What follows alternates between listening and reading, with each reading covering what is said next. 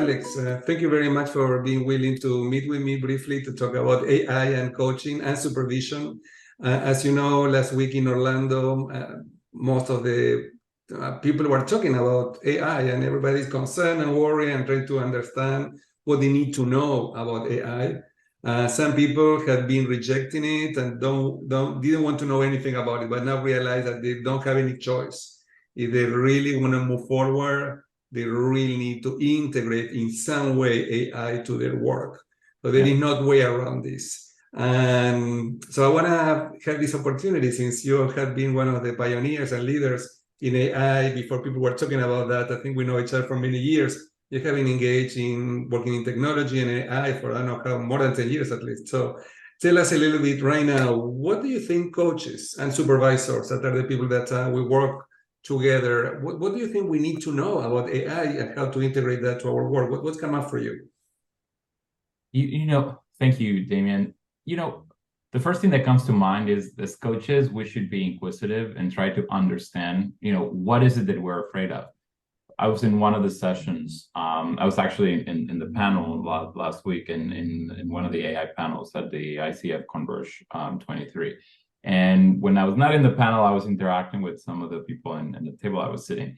And the first thing a coach said was like, I don't like it. I don't like AI in coaching. And then I asked, what is it that you don't like? And the coach couldn't tell me. So I think there's like a prevailing fear that AI will replace coaches. I mean, I think that in some ways that fear is elevated across society for many people in many jobs. Is automation and robots and AI going to change the landscape of work? 100%. I think one of the things we need to think about is the time scale. What's going to happen over the next 5 and 10 years? But from my perspective, over the next 5 and 10 years, coaches are going to have to get good at interacting with the AI that's going to emerge and use the AI to become a better coach. So that's my whole angle with AI and coaching over the next decade. There's a lot of tools, and you spend a lot of your time thinking about supervision.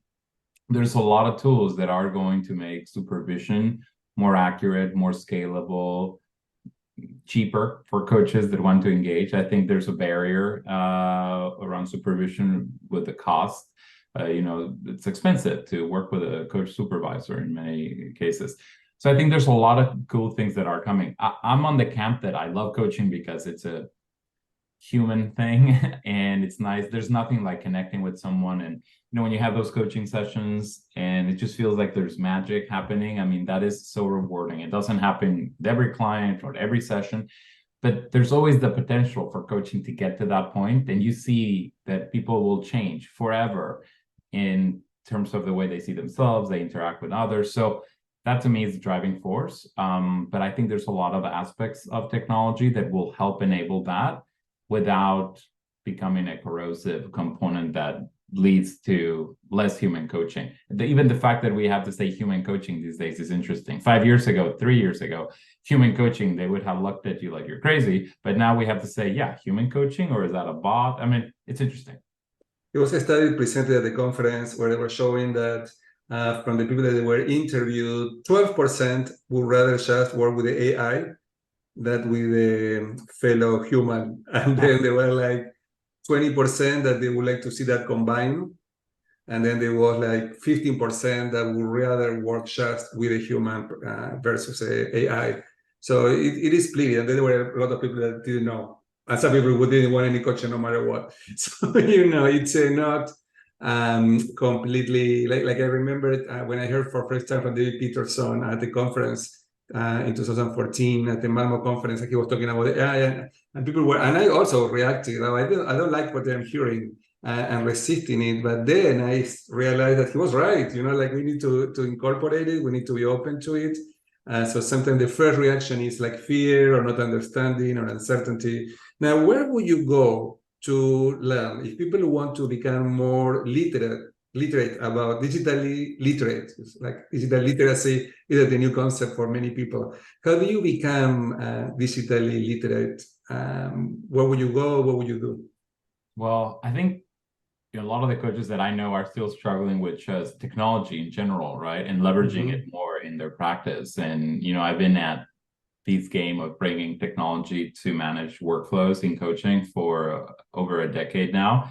And coaches have been traditionally, in my experience, resistant to leveraging technology to improve the efficiency from an operating perspective in their practice. So making the leap to AI is, I think, a whole other thing. But, I think systems are better today. They're easier to use. I think that coaches will ultimately embrace AI, to become kind of aware of what's happening with AI. I mean, there's really a ton of we have the WBEX a series by coaching.com that we have a lot of topics or conversations around AI. So, those are some good resources for coaches, but just like what we do, there's a lot of people putting a lot of content out there. If you just go to LinkedIn, you'll see people are talking about these all the time. I mean, if you want to learn more about AI in general,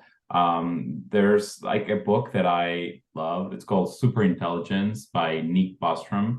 It's maybe a little heady, but it really gets to, he's a philosopher, a Nordic philosopher.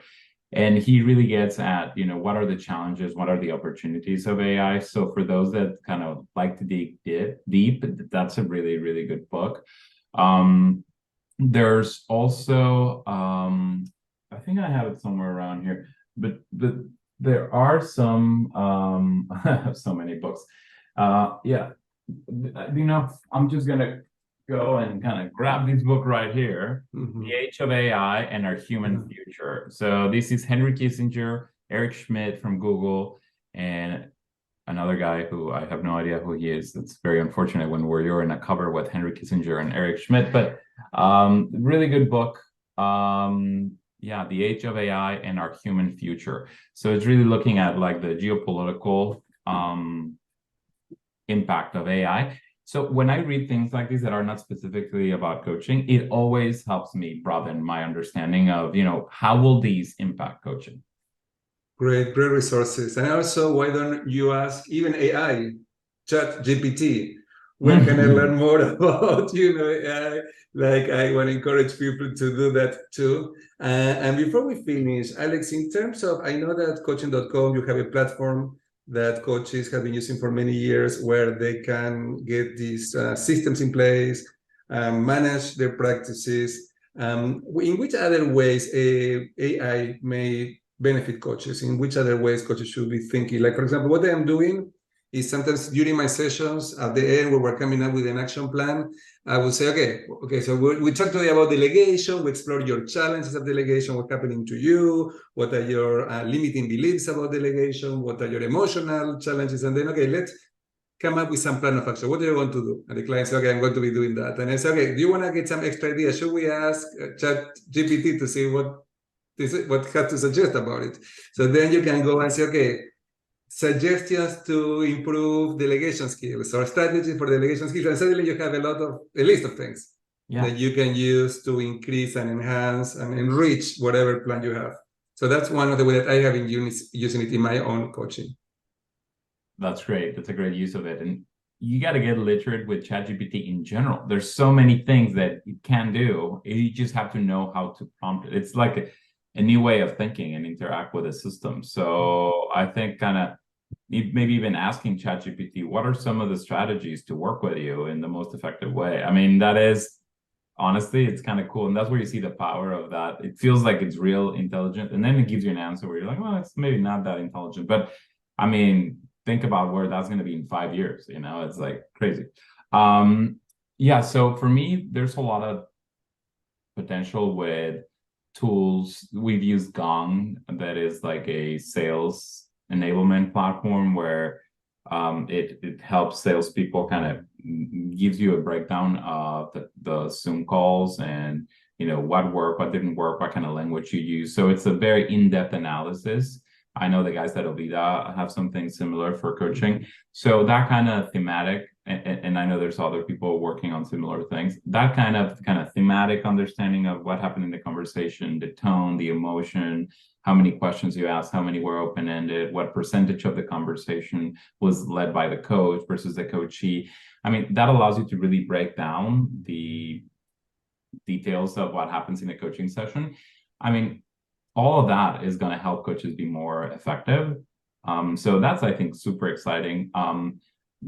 These we've had for years, I think, in coaching in some platforms where you can connect like a goal to the coaching process, and then you can get content that relates to that goal.